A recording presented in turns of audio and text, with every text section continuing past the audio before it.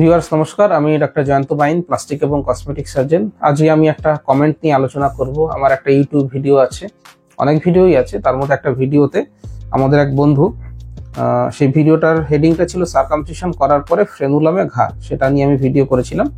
তো সেখানে উনি কমেন্ট করেছেন, সত্যম সিং ওনার নাম, স্যার ফাইমোসিস হলে কি আমার পার্টনারের সাথে সেক্সুয়াল বা প্রেগনেন্সি হতে প্রবলেম হবে, প্লিজ জানাবেন।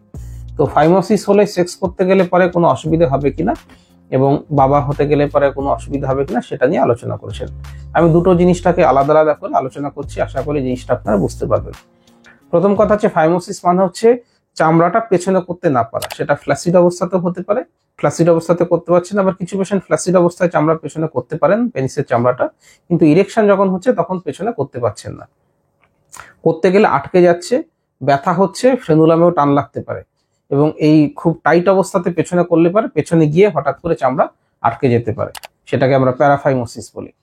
তো স্বাভাবিকভাবে যদি এরকম কন্ডিশনস থাকে, সেক্সুয়াল অ্যাক্টিভিটি একটা এনজয়মেন্ট, আপনি সেখানে ব্যথা লাগবে, ভয় পাবে, চামড়া আটকে যাওয়া বা ছিঁড়ে যাওয়া, ব্লিডিং হওয়ার সম্ভাবনা হলে পরে আপনার আতঙ্কগ্রস্ত লাগবে। খুব স্বাভাবিকভাবে সার্কামসিশন করে নেওয়াটা দরকার, তাহলে আপনার সেক্সুয়াল লাইফটা অনেক বেটার হবে। তাহলে আপনি নির্ভয়ে এবং মনে শান্তি নিয়ে বা খুব ভালোভাবে সেক্সুয়াল অ্যাক্টিভিটি করতে পারবেন, কোনো অসুবিধা হবে না। সুতরাং এটা গেল প্রথম উত্তর, যে হ্যাঁ, যদি ফাইমোসিসের সমস্যা থাকে তাহলে সেক্সুয়াল অ্যাক্টিভিটি করতে গেলে আপনার ব্যথা হতে পারে, ব্লিডিং হতে পারে, ছিঁড়ে যেতে পারে, অস্বস্তি হতে পারে, এটা একটা। দ্বিতীয়ত হচ্ছে ফাইমোসিস হলে পরে বাবা হতে অসুবিধা হবে কিনা। ফাইমোসিস হলে অ্যাজ সাচ বাবা হওয়ার জন্য কোনো অসুবিধা নেই, কারণ ফাইমোসিস হলেও আপনি তো ইউরিন করতে পারছেন, স্বাভাবিকভাবেই আপনার সিমেন্টটাও কিন্তু বেরিয়ে আসবে ওই একই রাস্তা দিয়ে।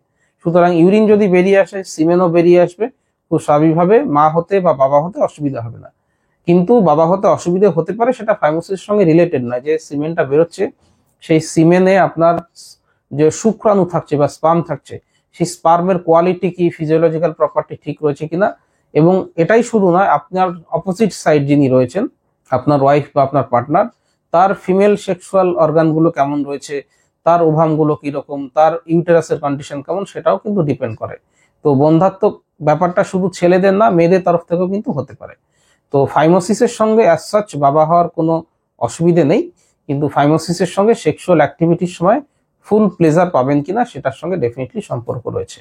তাই ফাইমোসিস যদি থাকে, অবশ্যই একজন ডাক্তারবাবুকে, সার্জেন্সকে দেখিয়ে আপনি আপনার ট্রিটমেন্ট করে নেবেন।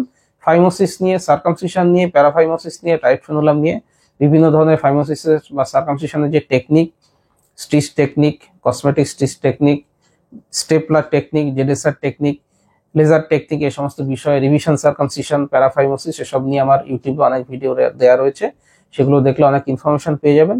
আর আমার সঙ্গে যোগাযোগ করতে হলে নিচে আমার হোয়াটসঅ্যাপ নম্বরে যোগাযোগ করতে পারেন। ভিডিওটা ভালো লাগলে কমেন্ট করবেন।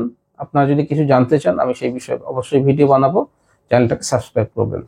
নমস্কার।